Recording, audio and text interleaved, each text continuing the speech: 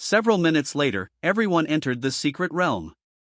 Its interior was a green mountain, lush with trees and grass. In the middle, there was a mysterious village surrounded by snowy mountains. As they approached the summit, Byung, who was at the back of the group, thought that the village was truly beautiful. He also asked why they couldn't see any monsters. Jang simply stood silently, observing the beautiful village. Dufek, with his hand resting on his waist, began to look towards the village and explained to the others that it was likely the monsters were hiding in the villagers' houses. He decided to search each one individually. Sometime later, everyone descended from the mountain and arrived at the village. As they walked, Dufek asked the others not to worry and assigned Byung the task of attracting the enemy's attention and facing them, while he himself would take care of dealing damage. Little Ki would be in charge of healing, and Jang Chan and Mohani would follow behind them. He asked the two not to lag behind. Upon hearing this, everyone responded with, "Understood."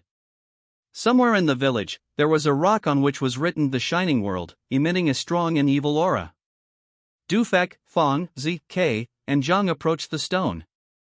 Dufek raised his hand to the sky, signaling them to stop. He realized that the stone was suspicious and asked them to be careful.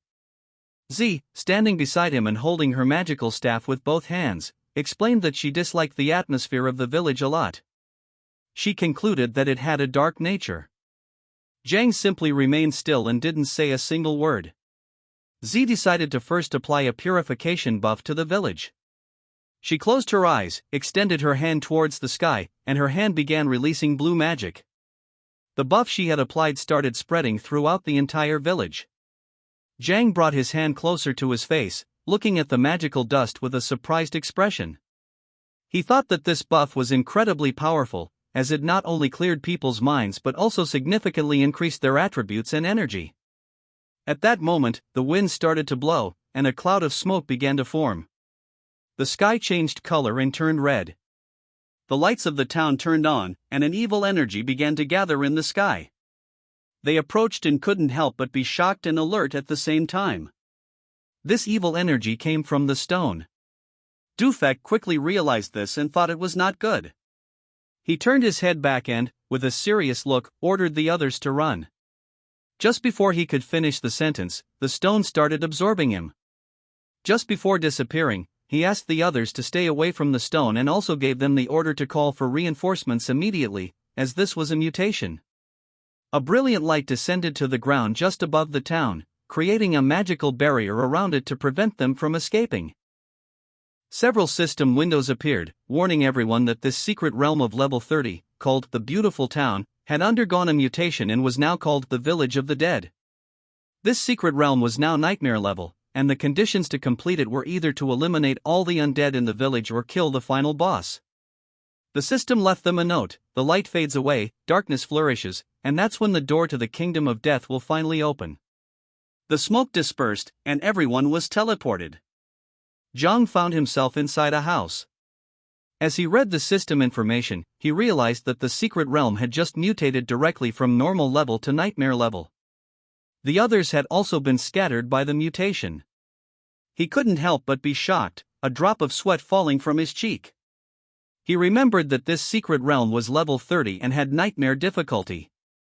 With his current level, fighting alone would be too dangerous. He recalled what Dufek had told him: if one accidentally got separated and found themselves in danger, they should immediately return to the teleportation point. Zhang decided to listen to Dufek and return first using the teleportation stone. Without hesitating for a second, he approached the wooden wall of the house and gave it a strong kick, breaking the wooden planks. But instead of finding the way out, he found himself in a room where there were lamps hanging from the ceiling, coffins on the floor, and on the wall, there was a picture of an old man. Zhang entered the room and, after looking carefully, realized that there was no way out, only coffins. Upon seeing this, he couldn't help but feel somewhat confused. The old man in the photo began to look at Zhang and started to smile. He started to wonder if this was an illusion. He didn't know why the old man in the photo was smiling at him. At that moment, the lid of a coffin began to open, and someone with sharp claws started to emerge.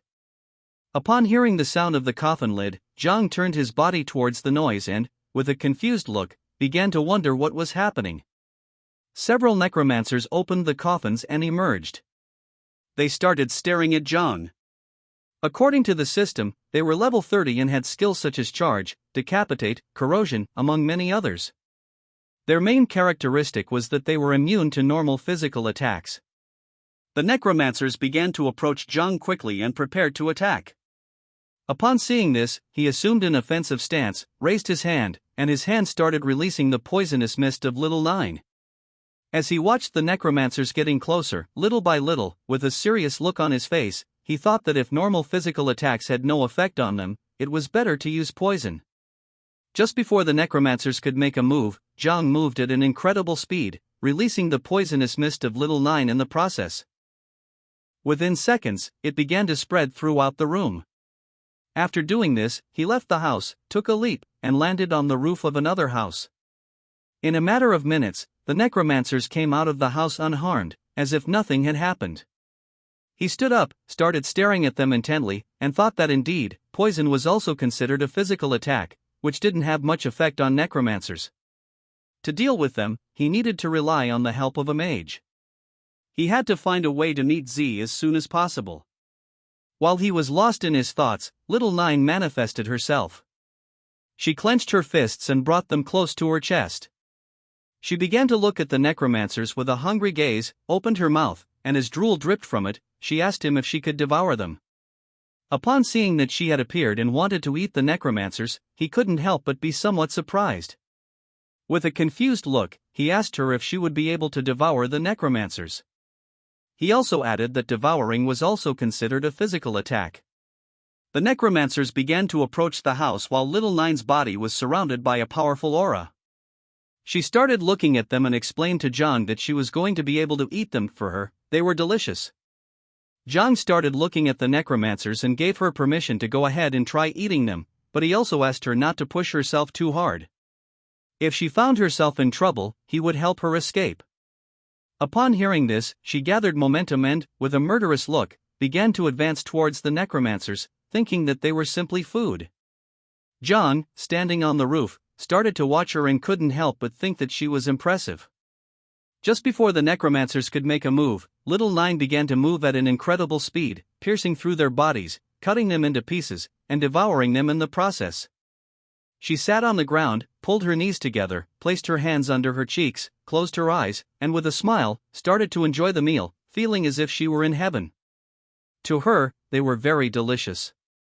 Upon seeing this, Zhang couldn't help but be amazed. He began to look at her with a surprised expression and remembered that she came from the abyss, so essentially, she was like an undead, both belonging to darkness. Now that he had the divine evolution, she could grow and become the mistress of the abyss, whose essence surpassed these necromancers completely. Upon remembering this, Zhang extended his hands towards the necromancers, and at that moment, his body began to emit Little Nine's poisonous mist. He started looking at her and smiled because she was capable of devouring the necromancers. He decided it was time for the other insects to also come out and enjoy a good meal. Zhang's body began to emit a powerful energy, releasing the swarm of insects. He gave them all the order to separate and also asked them to be careful not to be discovered by his companions. In the blink of an eye, thousands of insects emerged from his body and started attacking the necromancers. The insects began to attack and devour the necromancers. A system window appeared to inform him that his spiritual pets had killed 3 low-level necromancers, granting him 15,210 points. Little Nine also started devouring them, obtaining 4,602 points. As the insects were slowly devouring the necromancers, another system window appeared and congratulated Zhang for leveling up. He went from level 17 to level 18, gaining 1 point in each attribute and 10 potential points. Zhang entered the house again, extended one hand to the side, clenched his other fist, and started looking at it. He couldn't help but smile when he saw that this was too fast. In just a few seconds, he had obtained over 500,000 experience points and leveled up. He thought that this secret realm was simply a paradise tailored for him. Now that there were no necromancers in the house anymore, he turned his head back and decided to investigate the old man's strange photograph. Before, the old man was smiling, but now he was terrified and trembling with fear. Zhang approached the photo, put his hands on his waist, started looking at it, and with a smile, asked the old man why he wasn't smiling. Little Nine manifested herself.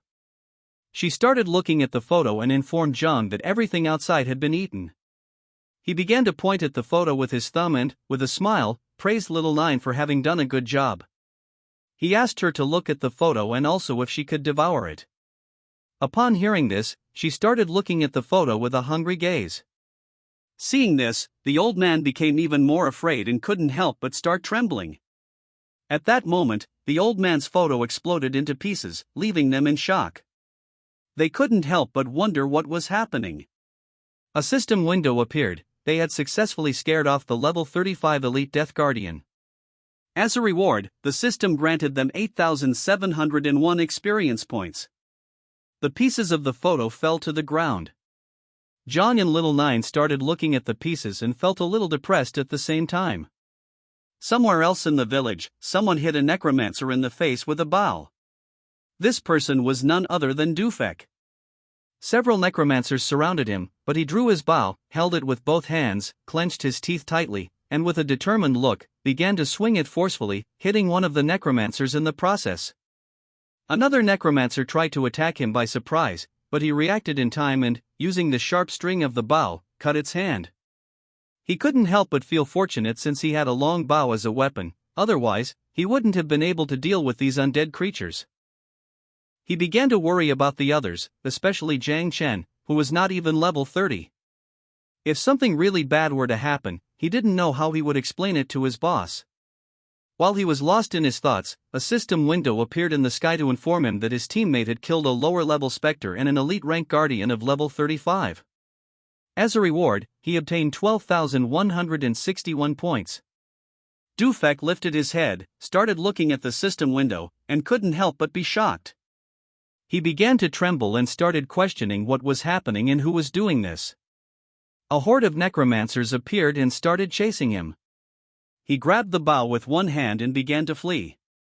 He clenched his teeth tightly and, with a serious look, remembered that this was a secret realm that had mutated. He didn't know who was killing so many monsters in seconds. He came to the conclusion that the responsible person could not be someone weak. At first, he thought it could be CHW Bume, but then dismissed him since his physical attributes were very passive. Then he thought it could be Z but dismissed her as well since she was a mage who could restrain necromancers but wouldn't be able to kill them in seconds. He immediately ruled out Jiang since he was low level and had awakened the poison in growth class, which would have no effect against the undead. With a surprised look, he began to look ahead and started questioning if the person who was killing the monsters was Mohanquin.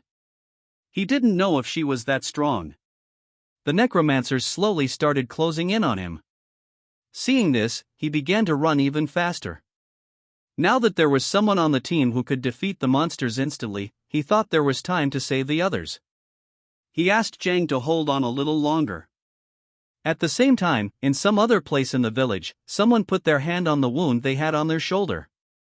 This person was very injured. She was none other than Mahani. Behind her, there was a horde of necromancers who were chasing her. She was very injured, with scratches all over her body. While she was holding the wound on her arm with her hand, she opened her mouth and started bleeding. She was very desperate because she didn't want to die. She was the only one who had a profession in her family. She still had to participate in the Young Talents camp and revitalize her family. Her hopes for life slowly began to fade away. Soon, she would run out of energy. She couldn't even use her primary ability, called speed, properly. She started crying because she wanted to go home and didn't want to die. At that moment, she saw several necromancers running away. Upon seeing this, she began to question whether it was her teammate who had just killed the undead. She started walking even faster, and several seconds later, she reached the end of the alley. At that moment, Little Nine's poisonous mist began to appear from around the corner. Upon seeing this powerful energy, she couldn't help but be somewhat surprised and feel relieved, thinking that she was saved. She just had to hold on a little longer. But for her bad luck, her strength completely ran out, causing her to fall to the ground. While she had both arms supported on the floor, she closed her eyes, and as blood dripped from her mouth, she thought this wasn't good. The necromancers began to approach her and prepared to attack. Seeing this, she panicked, extended her hand forward, and with a desperate look, started asking for help. At that moment, Zhang appeared and, with a serious look, began to stare at her. Upon seeing that the person from whom the necromancers were fleeing was Zhang, she couldn't help but be shocked. She started reaching out her hand towards him and, with a surprised look, couldn't help but wonder what was happening and how it was possible for him to be so strong. This is the end of the video. If you guys want to see the next part, then don't forget to subscribe and like the video.